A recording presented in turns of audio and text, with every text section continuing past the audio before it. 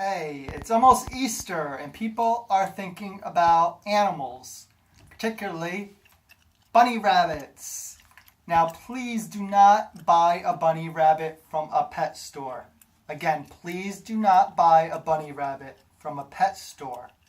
Many are bought just before Easter and are turned into shelters a few weeks later. So please adopt a rabbit if you want a rabbit. And don't support cruel pet stores that breed animals. Also, aside from bunny rabbits and adopting after a few weeks after Easter, I'm going to talk about Lent and vegetarianism.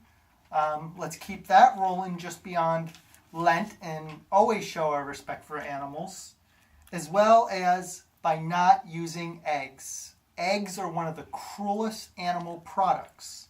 The females live in tiny battery cages the size of a file drawer or a piece of paper per bird to live on. This is the square footage a bird gets to live on. So it is very cruel, and it takes over a day for a single egg in those horrible conditions. So please do not use eggs for painting or egg hunts. Use plastic eggs. Look up a factory farm video online.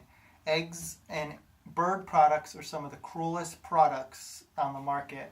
So please leave animals alone and simply try vegan.